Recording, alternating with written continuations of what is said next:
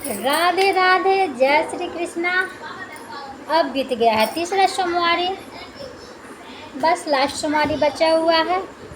जिनके जिनके बहन ने राखी नहीं भेजी है, प्लीज़ आप उन लोग को राखी भेज दीजिए।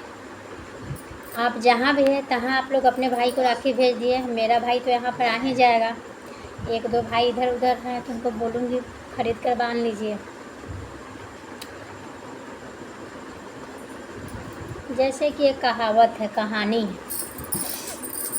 जो हम अपने बच्चे लोग को सुनाते थे बच्चे में, जब वो लोग खाना नहीं खाते थे तो कहते थे कि एक नाग था, एक नागिन थी।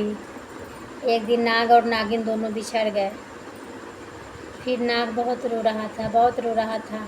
फिर नागिन बोली, नागिन भी उधर बहुत रो रही थी। एक दिन नाग खोजते खोजते नागिन के तलाश में पानी पीने गया। वहाँ पर उसको सपेरा ने पकड़ लिया। फिर सपेरा का जाल से कैसे छूटे, कैसे छूटे। सपेरा उसको लेके जा ही रहा था पिटारा में बंद करके। फिर उसके बाद नागिन ने देख ली कि हाँ, मेरे नागराज को पिटारी में बंद करके लेके जा रहा है। फिर नागिन दौड़ी दौड़ी अपना असली रूप लेकर, इच्छाधारी नागिन थे ना वो, इच्छाधारी नागिन लेकर फिर चाय के दुकान पे गए।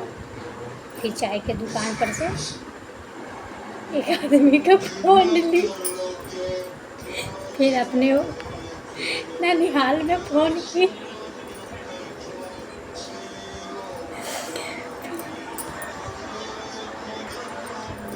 फिर वो नागरानी ने अपने ननिहाल में फ़ोन की कि मेरे नागराज को पकड़ लिया है। फिर नागराज, फिर नागिन की नानी वानी आई पिटारे में से, जिससे ही सपेरा पिटारा रख के नीचे बैठ ही रहा था खाना खाने के लिए। फिर नागिन की मम्मी गई, उसका पिटारा, फिर पिटारा रखकर जैसे ही सपेरा खाने लगा, तब फिर नागिन की मम्मी आई और पिटारा हटा दी, उसमें से अपने लड़की के सुहाग को बचा ली। और फिर नागिन वहाँ से नागिन के मम्मी पापा भी वहाँ से चले गए। फिर नागिन रोते भी लगते, अपने नागराज से भी मिलन की, भेंट की। और फिर दोनों अपने अपने जगह पर जा ही रहे थे कि एक बच्चा ने उनके शरीर पर पैर रख दिया। तो बच्चा थोड़ा छोटा था, इसके लिए पैर रख दिया। तो फिर नागिन ज्यों ही काटने ही वाली थी बच्चे को, तो नागराज ने बोला कि इसको मत काटो, ये बच्चा है, ये तो खेल खेल कर ही हमारे पैर पे रख दिया है। अब हम लोग ऐसे ऐसे बच्चे को काट लेंगे, फिर हम लोग का विष जो हो जाएगा सो कम हो जाएगा। हम लोग का जो विष होता है वो कम हो जाएगा। तो फिर हम लोग किसी जो अन्याय लोग करेगा उसको काटेंगे तो उसको विष नहीं लगेगा, वो लोग आराम से ठीक हो जाएगा।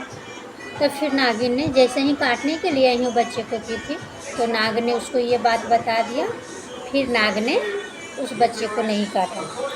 फिर दोनों आदमी खुशी खुशी बहुत दूर आगे वो पीपल का पेड़ था वहाँ पे बस गए। नागिन काफ़ी बूढ़ी हो चुकी थी, नाग भी बूढ़ा हो चुका था।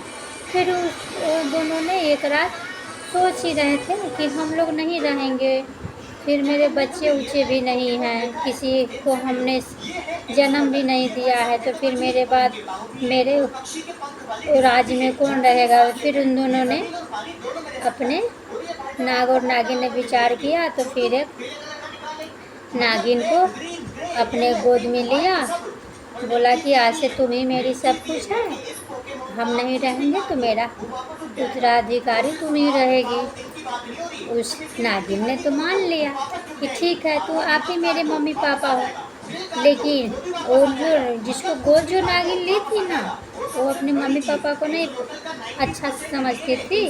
जब नाग चला जाता था कहीं तो अपनी मम्मी को बहुत मारती थी और काटती थी। लेकिन नागिन अपने नाग को नहीं बताता था कि हम नहीं रहेंगे तो मेरे नाग को कौन ख्याल रखेगा। फिर उसके लिए एक दिन नाग पूछा अपनी नागिन से, क्या ये बच्ची हम लोग की सेवा देख रेख तुम्हारी नहीं करती है क्या? नागिन ने बोला कि नहीं नाथ, ये तो बहुत अच्छा से हम लोग का सेवा करती है, लेकिन पता नहीं इसके मन में क्या चल रहा है कि उसके मन का तो हम लोग पता नहीं लगा सकते हैं। तो फिर नाग ने बोला कि कहीं हम इसको लेकर कोई गलती तो नहीं किए हैं। तो नागिन ने बोला कि नहीं, अगर अच्छा से किसी भी जंतु को प्यार दे, स्नेह दे, तो वो अपना हो सकता है। इसको भी टाइम लगेगा हम लोग को समझने के लिए, इसके लिए हम लोग इसको कुछ समय दे देते हैं। तो नाग और नागिन दोनों ने आपस में बात की, विचार किए। धीरे धीरे समय आगे बढ़ता गया, आगे बढ़ता गया। फिर जो नागिन को गोद ली हुई थी, उसने अपनी गलती स्वीकार कर ली और बोली, आज से आप ही मेरे मम्मी पापा, सब चीज़ आप ही हैं। आप लोग नहीं रहेंगे तो हम आपके राज में सभी को, प्रजा को अच्छी से देख रेख करेंगे और किसी को कुछ नुकसान नहीं पहुंचाएंगे। और इतना बात कहकर जैसे ही वो अपने नाग और नागिन को बात की, और नाग और नागिन वहाँ पे ही अपने आप को त्याग दिए और वो लोग अपने स्वर्ग से भाग गए। और जो उनकी बच्ची, जो नागिन थी, उनकी जो गोद ली हुई बेटी, वो अपने राज में अच्छा से रहने लगी, सुख भोगने लगी। और अगर वीडियो पसंद आए तो लाइक और सब्सक्राइब करना मत भूलिएगा। राधे राधे, जय श्री कृष्णा।